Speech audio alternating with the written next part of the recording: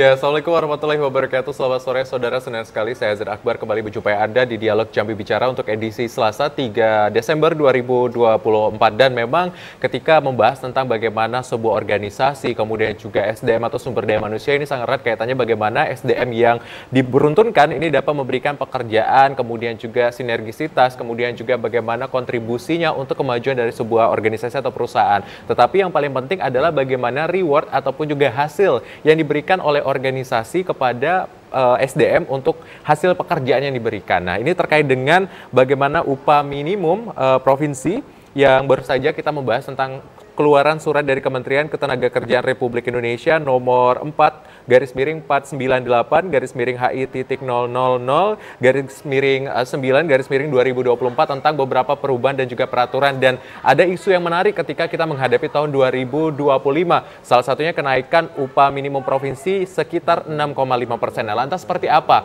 nanti rencana kenaikan ini ya akan kita bahas di dialog pada hari ini sesuai dengan tema kita, yakni kenaikan rencana UMP pada tahun 2025. Saya sudah hadir bersama dua narasumber kita yang hadir pada hari ini di studio. Pertama saya akan sapa terlebih dahulu, nih ada Ketua Serikat Buruh dari seluruh Indonesia yang ada di wilayah Provinsi Jambi, ada Ibu Roida Pane. Selamat sore Ibu. Sore Mas. Sehat Bu? Alhamdulillah sehat. Alhamdulillah sehat. Nanti kita akan melihat bagaimana Serikat Buruh melihat adanya kemungkinan, isu kemungkinan ini apakah memang benar-benar nanti akan diimplementasikan atau seperti apa. Karena tahun sebelumnya kita sempat juga berdialog hal yang sama ya Bu ya, tentang kenaikan-kenaikan dan rencana progres pada tahun 2024, dan kita akan menyambut pada tahun 2025 ini. Dan untuk menemani Ibu Roida, saya sudah juga kehadiran narasumber kita yang sangat luar biasa. Ini sangat erat kaitannya dengan bagaimana pengusaha muda Indonesia seperti itu. Ada Bang Mazharul Haq selaku Ketua Bidang 12 Investasi dan Kerjasama Antar Daerah HIPMI Kota Jambi. Selamat sore Bang Arul. Sore. Sehat Bang Arul? Alhamdulillah sehat. Alhamdulillah sehat. Nah, nanti kita juga melihat nih, karena salah satunya adalah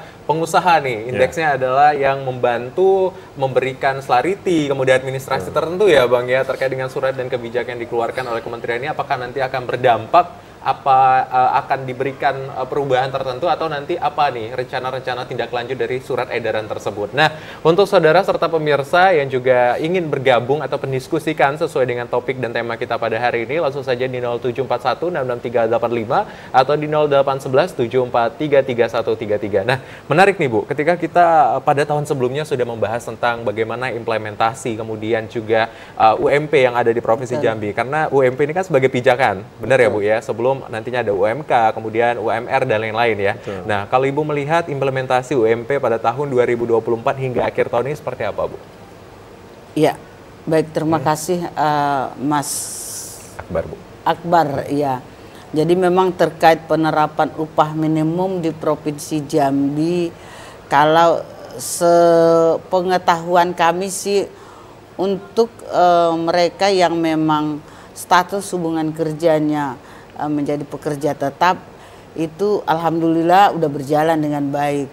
Tapi yang tidak berjalan dengan baik itu seperti yang saya udah bilang tahun-tahun sebelumnya, yang jadi masalah itu kan yang tidak berjalan bagi pekerja-pekerja yang di sektor perkebunan pada umumnya. Karena sebagaimana kita tahu kan Provinsi Jambi ini sektor unggulan itu ada di perkebunan. Jadi pekerja buruh yang ada di Jambi ini pada kerja di sektor perkebunan, dan di sektor perkebunan inilah yang banyak kita temukan. Yang pertama soal status hubungan kerja. Status hubungan kerja ini sangat berkaitan dengan upah yang diterima. Ketika dia statusnya misalnya kalau di perkebunan itu dibilang buruh harian lepas, dia pasti tidak terpenuhi upah minimumnya. Karena pertama hari kerjanya itu biasanya orang di perkebunan itu hari kerjanya tidak penuh, dikasih 6 hari. Jadi hanya dikasih 4 hari.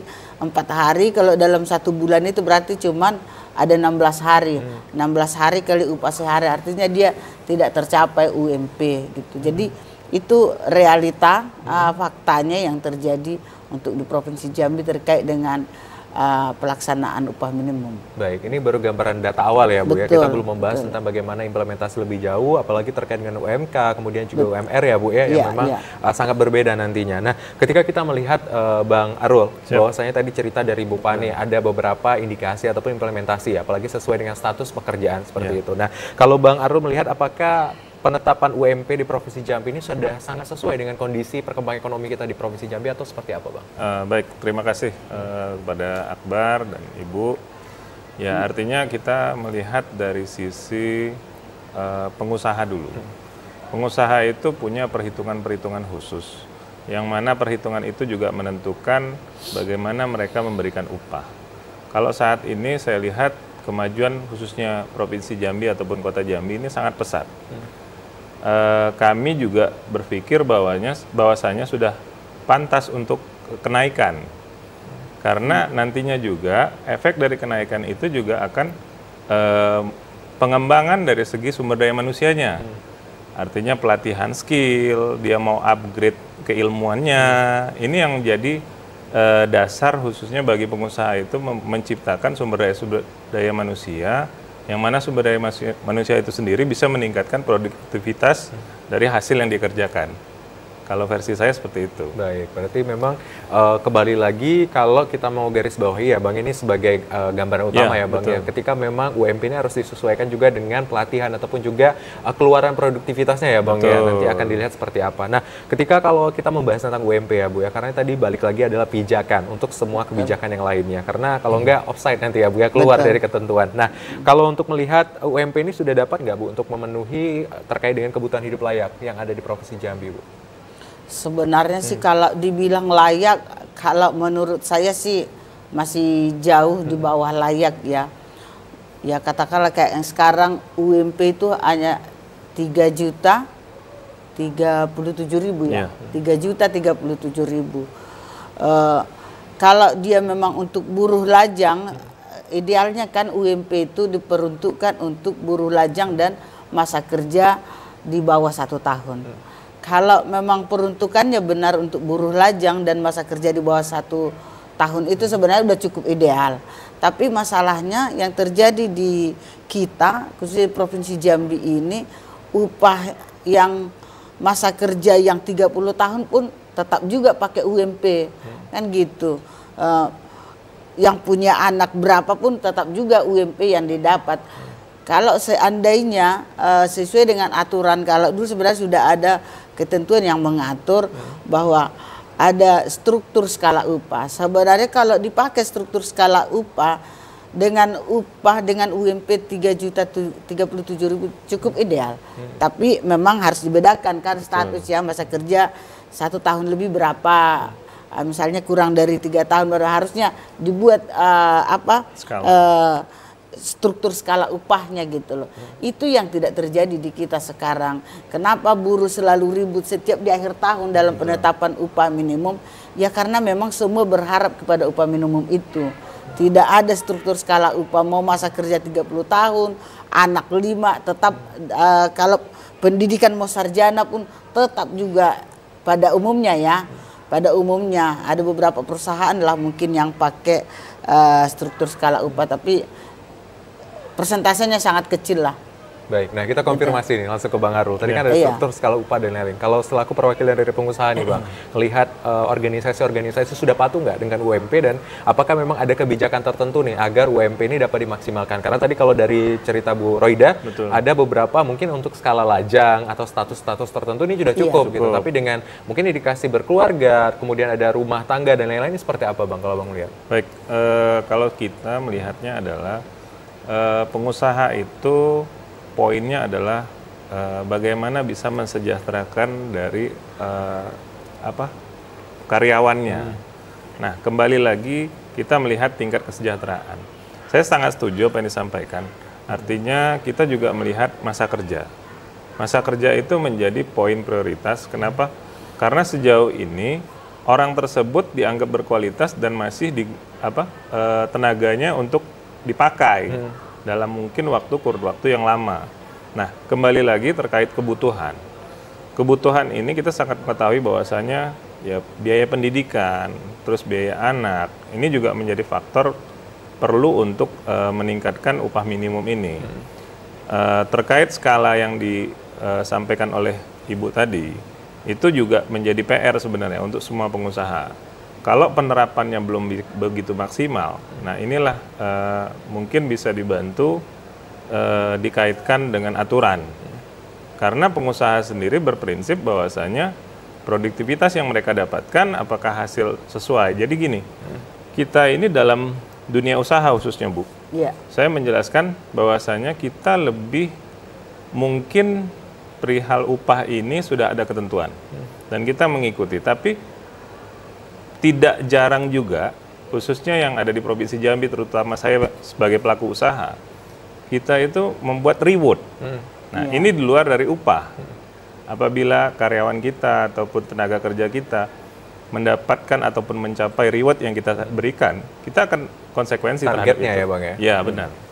Mungkin itu yang dapat saya sampaikan. Baik, berarti ada target tertentu mungkin di luar dari upah ya Bang ya, yang diberikan sebagai mungkin bonus ataupun selariti tambahan ya Bang ya. Nah, tapi menarik nih, ketika tadi membahas tentang bagaimana kebijakan-kebijakan perusahaan seperti itu ataupun juga kebijakan organisasi terhadap peningkatan upah dan lain-lain Bu. Apakah memang Serikat Buruh pernah melakukan audiensi kemudian gitu ataupun juga menyampaikan langsung kepada pengusaha-pengusaha yang ada di Provinsi Jambi bahwa ada loh hal-hal yang harusnya bisa ditingkatkan seperti itu, bagaimana Bu?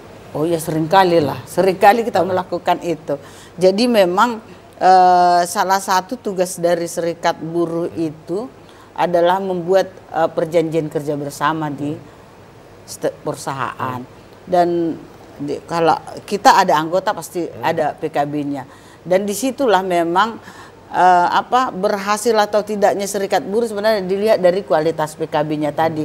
Karena PKB itu sebenarnya harus yang diatur di situ di luar undang-undang. Kalau sudah ada undang-undangnya kan nggak perlu lagi dituangkan dalam perjanjian kerja bersama, karena sudah otomatis berjalan. Dan semua perusahaan terkait itu kita sampaikan, tapi memang tidak ada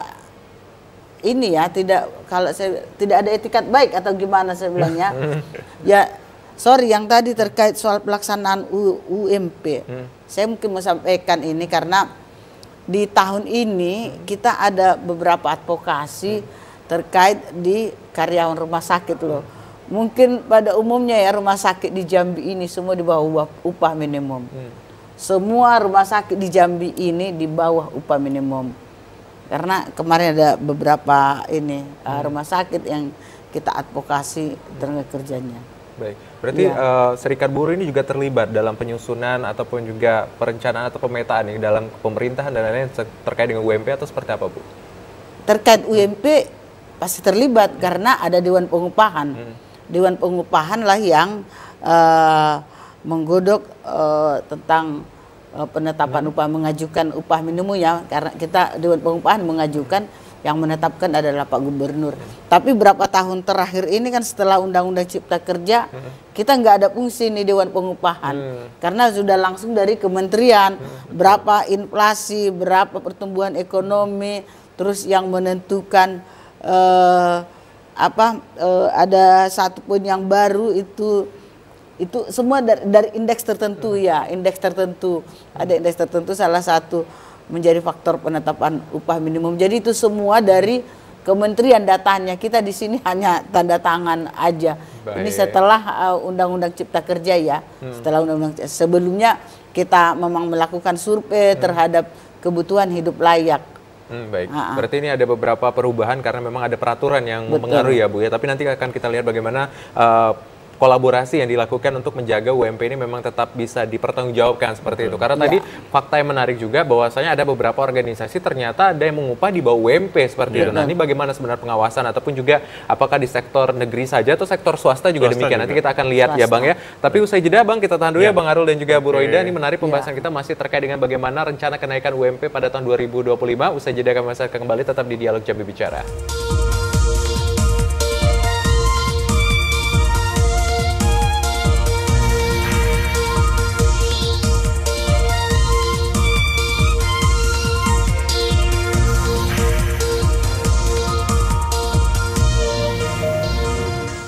Ya, terima kasih saudara Anda kembali menyaksikan Dialog Jambi Bicara, dan pembahasan kita masih terkait dengan bagaimana situasi dari kenaikan ataupun juga rencana nih isu yang sudah dikeluarkan. Tapi rencana ini juga tidak hanya sebagai wacana saja, tapi ada surat yang sudah diedarkan seperti itu ya Bu ya. Nantinya kita akan sama-sama tunggu. Nah, menariknya tadi di segmen sebelumnya kita melihat bahwasanya ada beberapa pengaruh nih dari undang-undang yang juga akhirnya merubah indikator-indikator kehidupan layak ya Bu ya. Dan juga mempengaruhi bagaimana upah minimum itu sendiri yang akhirnya ada juga organisasi tertentu di bawah gitu. Nah, kita mau ke Bang Arul nih. Bang Arul, kalau tadi kan dengar dari data Bu Roida bahwasanya ada beberapa UMP ini tidak diimplementasikan dengan baik, bahkan di bawah UMP ini seperti apa Bang? Ya, artinya kembali lagi kita melihat kapasitas. Kapasitas ini adalah dalam dunia usaha kita ketahui ada yang levelnya di UMKM. Nah, kalau kita bicara UMKM, nah kembali lagi mereka itu, kalau kita bicara dunia usaha itu, saya sendiri merasakan bahwasanya 1-2 tahun itu belum dibilang berhasil. Itu masih kita merambah, masih kita mencari, karena apalagi usaha yang kita buat ini juga usaha yang sudah ada sebelumnya. Nah, bukan usaha yang baru gitu kan. Nah, ini juga menjadi suatu faktor utama. Nah, kembali lagi dari tenaga kerja. Nah, kita bicaranya ingin memenuhi produksi ataupun hasil dari usaha kita ini menggunakan tenaga kerja yang profesional kah? Kalau kita bicara tenaga profesional, apapun ceritanya kita sebagai pelaku usaha ini wajib memberikan upah mungkin lebih dari upah minimum. Nah, tapi kalau seandainya kita bicaranya tenaga yang dibutuhkan ini hanya tenaga yang sebagai pensupport, nah ini juga menjadi pertimbangan kita sebagai pelaku usaha untuk memberikan upah. Ya, harapannya adalah tadi, saya juga berpikir bahwasanya hal ini sangat baik. Kita mengikuti aturan, mengikuti arahan dari pemerintah khususnya, karena dunia usaha juga sekarang ya kita ketahui bahwasanya lagi agak lumayan goyang, banyak faktor juga kan. Ya, artinya faktor dari suasana, faktor dari kondisi gitu loh. Ya, kita sama-sama satu Indonesia baru selesai melaksanakan pilkada. Nah, ini juga menjadi faktor bagi pelaku usaha. Harapan kami adalah kami mengikuti arahan ataupun peraturan yang disampaikan oleh pemerintah, dan kami akan memaksimalkan sebagai pelaku usaha untuk memberikan yang terbaik kepada pekerja-pekerja yang alhamdulillah saat ini masih bisa mensupport produktivitas usaha kita. Begitu. Baik, ini menarik ya, berarti dari Bang Arul sampaikan adalah bagaimana pemenuhan dari asesmen atau qualified yang dibutuhkan, karena memang nantinya ketika qualified ini dengan standar tertentu maka akan dikeluarkan dengan upah yang tertentu. Seperti itu ya Bang ya. Nah, kalau kita sebenarnya ini saya menariknya harusnya kita membahas ini ke dinas terkait ya Bang, tapi kita coba tanya dari Bu Roida, apakah memang ada fasilitasi yang diberikan kepada serikat buruh gitu untuk mengakses informasi baik itu pengembangan dan juga keterampilan tertentu agar memang qualified dari buruh ini dapat dimaksimalkan seperti itu, ketika masuk ke dalam sebuah organisasi dapat diberikan upah yang layak seperti itu Bu? Apakah ada? Iya, jadi di beberapa perusahaan sih ada yang melakukan itu, tapi itu perusahaan tertentu. Perusahaan tertentu ada melakukan itu, dan bukan dari kita serikat buruhnya sih yang mengakses, tapi memang kebijakan di internal perusahaannya. Misalnya dia ketika butuh ada skill yang dibutuhkan, ya mungkin mereka mencari kemana lembaga kira-kira yang untuk mengembangkan sumber daya manusia atau sumber daya karyawannya gitu. Baik, berarti itu internalisasi perusahaan. Iya. Tapi kalau misalnya dari dinas terkait, misalnya dari ketenaga kerjaan dan lain-lain, apakah ada berkolaborasi seperti itu Bu? Sampai hari ini sih setahu saya tidak ada. Jadi kalau dari dinas ketenaga kerjaan itu biasanya yang dilakukan itu paling di sebatas-sebatas sosialisasi, BIMTEK atau bimbingan teknis itu, tapi terkait dengan regulasi ketenaga kerjaan. Kalau terkait dia skill di lapangan nggak sampai ke situ, kayaknya domainnya pemerintah ya. Baik. Karena perusahaan yang lebih tahu kebutuhannya seperti apa gitu. Baik, berarti kalau misalnya perjuangan atau tantangan dari Serikat Buruh di Jambi untuk meningkatkan UMP, kemudian memang dari dulu kan 2024 terakhir UMP kita belum sampai ya Bu ya, peningkatan berapa persen, dan kemudian saat ini ada isu. Bagaimana nih tantangan dari Serikat Buruh sendiri untuk memperjuangkan UMP di Jambi, Bu?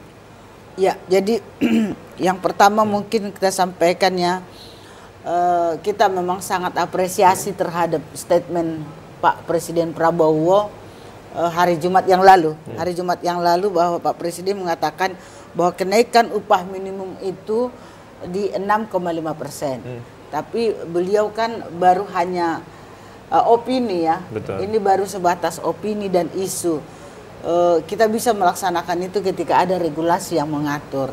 Dan itulah yang kita tunggu sampai saat ini, karena sampai hari ini tuh saya kebetulan anggota Dewan Pengupahan di Provinsi Jambi, tapi kami sampai hari ini belum ada melakukan rapat ini, belum ada pembahasan terkait penetapan upah minimum, karena ada kekosongan hukum saat ini setelah pada tanggal 30 Oktober kemarin, 31 Oktober ya, MK memutuskan mengabulkan sebagian gugatan kawan-kawan dari serikat pekerja, sehingga membatalkan beberapa pasal yang ada di Undang-Undang Cipta Kerja.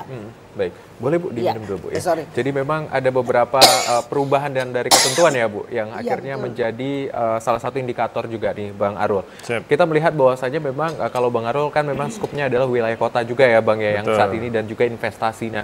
Kalau melihat bagaimana kepatuhan dari investor nih Bang untuk menjaga UMP, karena kan biasanya investor-investor ini kan latar belakangnya beragam ya Bang ya. Betul. Mungkin ada investor lokal, kemudian mancanegara dan lain seperti apa Bang? Enggak, artinya kalau kita bicara investor, sebelum dia melakukan investor itu terhadap wilayah itu, dia tentunya melihat, gitu, melihat, menilai, mempertimbangkan faktor-faktor pendukung lainnya, seperti tenaga kerja, sumber daya alam, sumber daya manusia. Nah, kalau saya melihat bahwasanya Jambi ini kan lagi proses kota berkembang ya, khususnya kota ya. Kota berkembang yang mana sangat membutuhkan sekali support. Nah, kembali lagi adalah saya juga sangat setuju bahwasanya upah ini dinaikkan karena harapan kita adalah regulasi dari perputaran uang itu sendiri. Karena kalau cerita kebutuhan, ya maaf ngomong, satu orang suami punya 3 orang anak, terus ya artinya pembelanjaan ataupun apa masih di skop lingkupnya di Kota Jambi juga gitu loh. Mau belanja, mau ajak anak jalan segala macam. Nah, artinya perputaran uang mereka juga tetap di kota kita gitu loh, baik di provinsi lain juga gitu loh. Nah, bicara lagi adalah sudah puaskah mereka dengan tenaga yang mereka keluarkan dan upah yang mereka terima. Nah, itu kami juga pengusaha memaksimalkan itu, berkeinginan bahwasanya untuk kita menjaga, sama-sama menjaga ya.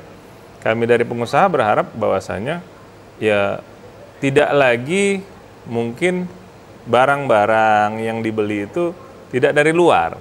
Usahakan kalau bisa barang yang ada di Jambi, khususnya di kota ataupun provinsi Jambi gitu. Kenapa kita harus ya mau beli barang yang dari luar kalau seandainya memang barang di Jambi juga ada gitu, dan perekonomian juga berputar di sini gitu. Baik, mungkin berarti balik lagi adalah efek domino yang nanti ditimbulkan ya Bang ya, ketika memang serikat pekerja maksudnya adalah di sebuah organisasi dengan upaya yang memuaskan atau cukup sesuai, ini akan juga berdampak dengan pertumbuhan dan perkembangan ekonomi ya Bang ya. Nah, kita ke Bu Roida, Bu, tadi kan ada beberapa peraturan kata Ibu yang mungkin merubah dan lain. Kalau dari laporan yang didapatkan di lapangan seperti apakah adakah laporan-laporan tertentu harusnya upah kita ini segini loh, harusnya segini dan segini, ketika indikasi yang tadi disampaikan adanya kepuasan dan batas tertentu ini seperti apa Bu? Ada nggak dari rekan-rekan di lapangan Bu? Iya, kalau terkait dengan kebutuhan ini memang relatif Bang. Iya betul. Mungkin misalnya bagi saya uang 3 juta nggak cukup, tapi bagi yang lain mungkin lebih dari cukup ya. Jadi tergantung juga. Jadi kalau ditanya soal kepuasan, apalagi terkait uang pasti nggak ada yang puas lah ya, pasti selalu kurang. Tapi yang bisa saya sampaikan di sini terkait soal kepuasan dengan yang dengan upah sekarang ya, atau upah yang diterima itu ya memang sebagian teman-teman itu memang masih pada banyak ngeluh. Banyak ngeluh terkait upah yang diterima ya. Mungkin seperti teman-teman misalnya kerja di salah satu perusahaan di luar kota Jambi, tapi dia hidup di kota Jambi. Barangkali hanya untuk transport dia aja sehari-hari bolak-balik sudah berapa. Padahal upah yang diterima itu hanya 3 juta. Mungkin untuk suami, untuk pekerja sendiri udah tinggal 1 juta. Yang diserahkan ke orang rumahnya tinggal 2 juta. Itulah semuanya, itulah sekolah, itu listrik, itu apa sih. Jadi memang kalau saya bilang sih memang masih di bawah, masih tidak cukup layak gitu loh. Masih tidak layak upah yang sekarang ini.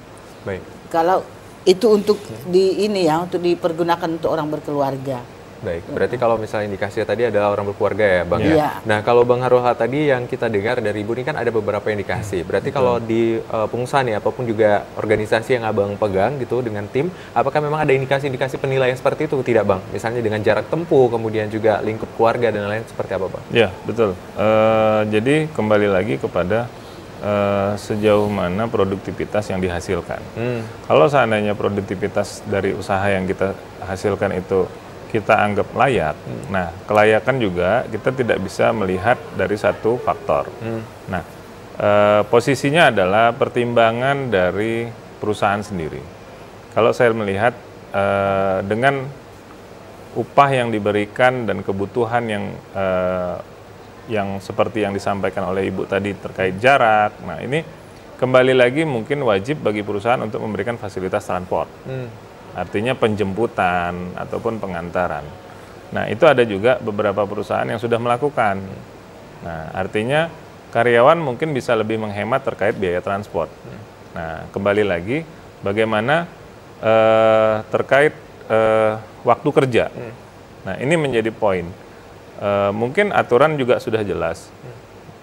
Per tahun itu ada kenaikan. Nah ini yang harapannya adalah semua pengusaha bisa memperlakukan itu. Kalau saya sendiri sudah memperlakukan, artinya per tahun saya tetap mewajibkan untuk menaikkan upah dari tim work saya gitu. Baik, berarti balik lagi adalah kepatuhan ya Bang salah satunya. Apakah memang organisasi ini patuh dengan peraturan yang sudah dikeluarkan, kemudian apakah memang kolaborasi yang dikeluarkan dengan pemerintah ini sangat-sangat sesuai, dan apakah memang ada dimensi ukur lainnya ya Bang ya, dengan maksudnya penghasilan, produktivitas dan lain-lain tadi ya Bang ya. Nanti kita akan bahas lagi ya Bang Harul dan juga Bu Roida, kita akan jeda, pemirsa usai jeda kami akan kembali tetap di Dialog Jambi Bicara.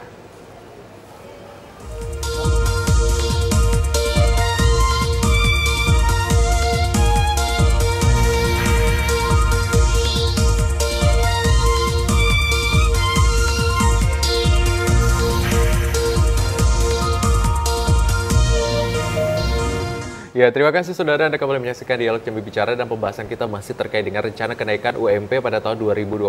Tadi kita sudah membahas di segmen 1, segmen kedua juga bagaimana melihat situasi perubahan fluktuasi dari peraturan yang dikeluarkan baik dari undang-undang kemudian juga ketentuan berbasis lokal dan daerah. Bahwasanya memang ada batas yang harusnya dipenuhi. Tetapi tadi ada beberapa catatan ya Bang ya yang harus kita penuhi ke depannya. Dan sepertinya saudara serta pemirsa kita sudah kehadiran penelpon pada sore hari ini, kita akan angkat terlebih dahulu, kita tahan ya Bang Arul dan juga Bu Roida. Halo, selamat sore. Halo, selamat sore.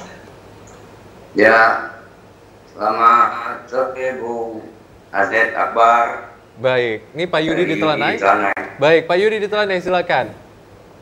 Ya, terima kasih Bung Azed atas waktunya. Ya, saya sapa dulu Bu. Yang terhormat Ibu Roida Pane dari siap Bang. Buruh. Ya, yang saya hormati hadir di televisi TVRI Jambi, dan ada Bung Mazharul Wak. Siap. Wak. Oke Bang. Ini Kota Jambi ya. Iya Bang. Ini luar biasa.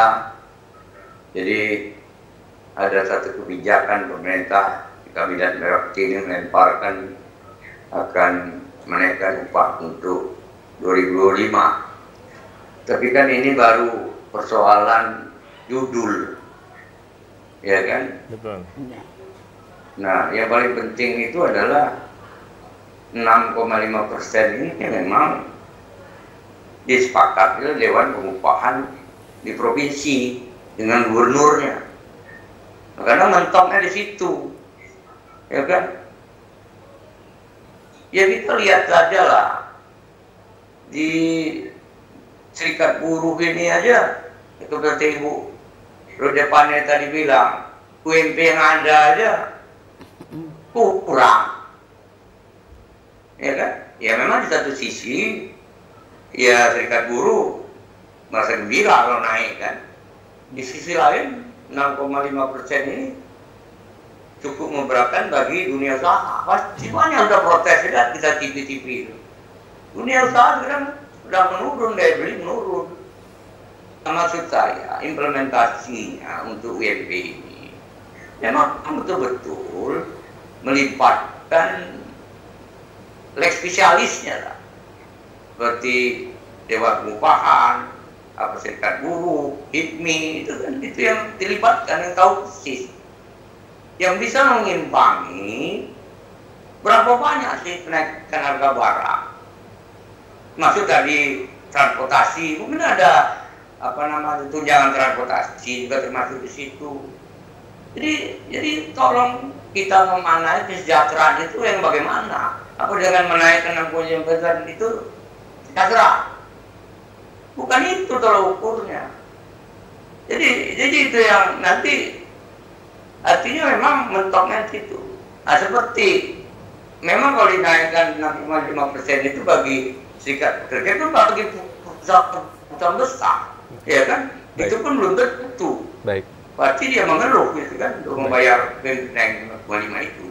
Nah, seperti contoh pekerja perkebunan yang katakan tadi tidak daftar di pekerja itu. Baik. Seperti saya lihat kemarin saya tanya di Alfamart, Indomart yang tersebar itu pekerja-pekerja lepas UMKM itu. Baik. Itu implementasinya baru dibayar 1/4 dari UMP. Pemerintah itu memperhatikan bukan hanya yang definitif pekerja buruh itu, tapi yang UMP yang disebut di bawah pimpinan HIPMI ini. Baik. Ya, Baik, Pak Yudi. Terima kasih Pak Yudi ditelanai sudah memberikan masukan dan juga pandangan terkait dengan situasi tema kita pada hari ini. Tadi ada implementasinya adalah ini terkait dengan judul. Nah, kita masuk ke segmen ini memang apakah memang 6,5 ini akan memuaskan ataupun juga seperti apa nih gambar implementasinya nanti, Bu? Iya, jadi kalau dibilang puas tadi udah saya sampaikan ya, kalau dibilang puas itu kan relatif tergantung orang masing-masing. Mungkin bagi si A cukup dengan kenaikan 6,5% itu, tapi bagi si B yang tadi yang saya sampaikan, dia masa kerja udah 30 tahun, dia punya anak 4 orang atau 3 orang, dengan kenaikan segitu memang masih kurang. Dari UMP sekarang ada 3.037.000. Terus kalau naik dia 6,5% itu sekitar 190 sekian ribu ya kenaikan itu, berarti nanti UMP itu diperkirakan 3.200.000-an lah untuk di tahun 2025. Mungkin kita bisa berhitung sendiri dengan nilai 3.200.000 itu berkeluarga untuk saat ini. Kira-kira bagaimana lah membaginya kan gitu. Jadi makanya kita dorong struktur skala upah itu supaya memang benar-benar dipatuhi oleh perusahaan. Dan kita selalu sampaikan ke pemerintah, ketika ada perusahaan yang mendaftarkan perjanjian kerja bersama dan dia tidak mencantumkan struktur skala upah, harusnya ditolak, jangan ditandatangani oleh pemerintah.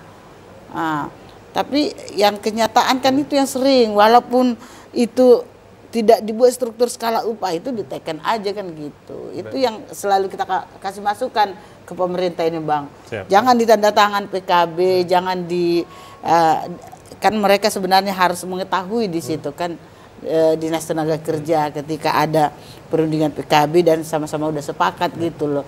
Tapi yang di PKB itu isinya adalah menyalur undang-undang gitu. Tidak ada hal-hal baru. Padahal perjanjian kerja bersama sebenarnya hal-hal yang baru gitu loh. Yang tidak diatur oleh undang-undang, diaturlah para pihak gitu. Supaya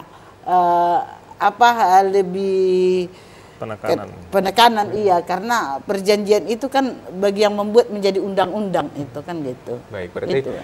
Istilahnya adalah ada ketentuan-ketentuan yang baru yang mungkin bisa menguntungkan juga, ataupun juga ada revisi-revisi tertentu di luar dari ketentuan undang-undang seperti itu ya Bu ya. Nah, ini menarik nih Bang Arul, tadi ada pernyataan dari Pak Yudi di telanjang penelpon kita pada hari ini, ada suatu statement di mana beliau menyatakan apakah memang kenaikan 6,5% ini dimampukan kepada perusahaan, atau perusahaan ini bisa memenuhi standar tersebut, atau ada catatan tertentu nih Bang? Ya, kembali lagi di level mana perusahaan ini, gitu loh. Karena kaitannya itu jelas bahwasanya di saat perusahaan itu merasa kebutuhan karyawannya sesuai dengan produktivitasnya, harusnya mereka mampu untuk melaksanakan kenaikan ini. Karena pemerintah juga punya perhitungan regulasi yang sangat jelas. Dengan kenaikan ini, ya maaf ngomong, kenaikan juga bukan solusi, baik di pekerjanya ataupun bagi pengusahanya. Karena solusinya itu adalah sebenarnya bagaimana produktivitas ataupun hasil yang dicapai oleh perusahaan itu sesuai dengan target pemenuhannya, dan upah yang diterima oleh tenaga kerjanya juga dianggap sesuai gitu loh. Ya, sejauh ini kita sebagai pengusaha juga harus bisa pintar-pintar melihat peluang ini gitu loh. Peluang yang mana dari hasil yang kita laksanakan, produktivitas yang kita kerjakan, dan kinerja dari karyawan kita sendiri. Nah, kita memberikan reward ataupun upah yang layak, dan khususnya sesuai dengan aturan pemerintah. Menurut saya seperti itu. Baik, berarti memang indikasi yang tadi disampaikan oleh Bu Roida juga sebagai poin ya, penting ya Bang ya, untuk dilihat bagaimana nantinya kesepakatan bersama tadi juga melihat tentang produktivitas dari perusahaan seperti itu ya Bang, sehingga tidak memberatkan dari organisasi ataupun juga karyawan ataupun SDM-nya ya Bang ya. Nanti malahan organisasinya drop seperti itu ya menimbulkan gejolak baru seperti itu ya Bang ya. Nah Bu, kalau misal kita melihat sektor-sektor unggulan tadi di segmen awal udah menyampaikan, apakah memang sektor unggulan ini dapat diimplementasikan dengan baik seperti itu untuk penekan dari UMP-nya Bu? Iya, jadi pertama kita sangat menyambut baik ya dengan putusan MK kemarin itu, karena pasca Undang-Undang Cipta Kerja upah sektor kan sudah nggak ada lagi, tapi dengan adanya putusan MK baru-baru ini itu upah sektor dimunculkan lagi. Memang harapan kita untuk beberapa sektor unggulan yang ada di Provinsi Jambi benar-benar memang melaksanakan upah sektor. Jadi ketika kenaikan misalnya kan tidak adil juga, ada perusahaan yang memang dia unggul lah dia ya, unggul, keuntungan besar, nggak mungkin dia sama dengan misalnya usaha-usaha kecil tadi. Betul. Kan nggak mungkin sama dia kenaikan upahnya, memang tidak juga ada prinsip keadilannya, tidak ketemu juga di sana. Jadi makanya kita berharap dengan ketentuan yang lagi digodok sekarang, ini masih digodok ini. Kita saat ini belum ada hukum khususnya terkait dengan penetapan upah minimum. Kita sekarang lagi kekosongan hukum, nggak ada. Jadi mau berbicara apa kita sekarang nggak berat ya. Tapi harapan kita yang sekarang sedang digodok benar-benar memang regulasinya ya jangan lagi yang memunculkan lagi penafsiran-penafsiran yang lain ya, supaya di tahun depan kita udah fokus kita bagaimana menerapkan upah minimum ini, bagaimana kita nanti dalam penetapannya melakukan survei kebutuhan hidup layak kembali lagi kita lakukan seperti dulu-dulu. Jadi pasti yang menjadi faktor-faktor pengusulan upah minimumnya itu ya pasti gitu loh. Jangan kayak kemarin ada ketentuan indeks tertentu misalnya. Indeks tertentu itu menurut kami agak ngambang dia, karena kita tidak tahu asal-usul indeks tertentu tiba-tiba harus ada takarannya itu seperti apa, kita nggak tahu gitu. Baik, berarti terkait dengan presentasinya ya, kalau untuk yang saat ini sudah cukup baik seperti itu ya Bu, sudah memberikan angin segar berarti untuk serikat buruh ataupun juga para pekerja di luar sana ya. Nanti kita nantikan bersama berarti implementasi seperti apa. Nah, kalau kita tadi membahas tentang kan indikasi dari produktivitas perusahaan kan berbeda ya Bang Arul ya. Nah, bagaimana sebenarnya kebijakan ataupun juga kemampuan perusahaan nih untuk mengkomunikasikan kepada pekerja pekerja. Karena kan kadang pekerja ini juga mungkin ada beberapa indikasi ketidakpahaman, ketidaktahuan, dan sehingga memang pekerja ini merasa, oh ternyata memang harusnya segini karena organisasi seperti ini. Bagaimana Bang kalau Abang biasa? Baik, di segmen ini juga saya ingin menyampaikan bahwasanya pengusaha tidak ingin dan tidak boleh berpikir untuk yang namanya PHK atau menutup perusahaan. Tidak menutup kemungkinan yang sama-sama kita ketahui sudah ribuan, bahkan ratusan ribu perusahaan yang tutup. Nah, kembali lagi faktor apa? Justru perusahaan yang tutup ini adalah perusahaan-perusahaan yang dulunya mempunyai predikat yang ternama gitu loh, yang diketahui gitu loh. Bukan hanya di level nasional kan gitu, ataupun lokal sendiri. Nah, kembali lagi bagaimana menjalin komunikasi yang baik terhadap kita sebagai pelaku usaha dan tenaga kerja yang kita ajak untuk bergabung di usaha kita. Nah, saya melihat bahwasanya ada beberapa mungkin yang harus kita perhatikan itu selain upah, kita perhatikan adalah tunjangan. Nah, tunjangan ini juga khususnya pada hari raya. Nah, ini juga menjadi salah satu faktor untuk tenaga kerja meningkatkan produktivitas. Nah, balik lagi untuk upah yang umum, yang dalam hitungan yang diharapkan dari karyawan itu adalah bulanan. Nah, kita berharap untuk menyesuaikan dengan regulasi ataupun ketentuan pemerintah, tanpa memberatkan dari pelaku usahanya sendiri gitu loh. Nah, saya rasa pelaku usaha juga pasti punya formula-formula khusus untuk mengatasi hal ini. Nah, kembali lagi tentang bagaimana usaha perlakuan ini punya peningkatan. Seperti yang disampaikan oleh Ibu tadi adalah skala ya. Kita bicaranya skala, ini bicaranya tentang sudah berapa lama bekerja. Nah, bicara lagi tentang kebutuhan terkait yang mungkin jumlah keluarga yang ada di keluarganya, terus juga jarak tempuh dari pekerjaannya. Nah, mungkin perihal itu juga harus sama-sama dikomunikasikan. Begitu menurut saya. Berarti ada beberapa aspek ya Bang yang harusnya juga menjadi pandangan bagi pengusaha di luar sana. Karena ketika memang tadi garis bawah dari pernyataan Bang Arul adalah kalau adanya PHK atau pengurangan atau penutupan bahkan ya Bang, ini juga akan berpengaruh terhadap sektor-sektor lain yang mungkin juga bergantung pada sektor tersebut. Karena nanti akhirnya ada perubahan-perubahan lagi ya Bang ya. Nah, kalau Bu Fani ini sebelum kita berpindah segmen, apakah ada hal-hal lain yang ingin disampaikan terkait dengan bagaimana harapan dari rencana kenaikan ini Bu? Iya, kalau harapan kita dengan UMP tahun ini ya berharap regulasinya memang benar-benar apa yang sudah disampaikan Pak Presiden naik 6,5%. Jadi didukung oleh regulasinya. Jangan ini isu hanya sebatas itu, wacana. Isu atau wacana. Ketika besok keluar regulasinya itu tidak terpenuhi, itu kan repot nanti.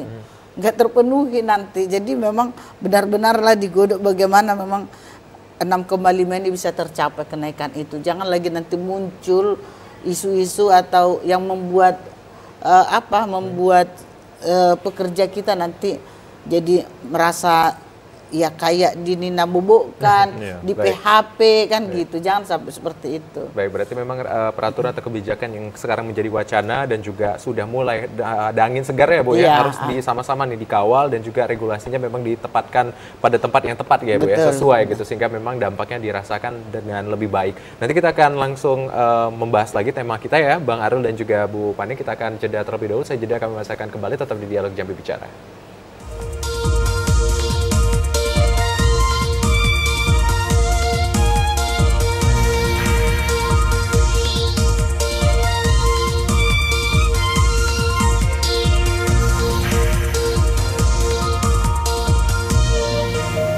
Ya, terima kasih saudara yang kembali menyaksikan Dialog Jambi Bicara dan tidak terasa pembahasan kita sudah berada di segmen terakhir yang artinya kita akan mendengarkan closing statement dari kedua narasumber kita pada hari ini. Pertama saya akan persilakan Bu Roida, boleh singkat saja Bu? Iya, baik, terima kasih.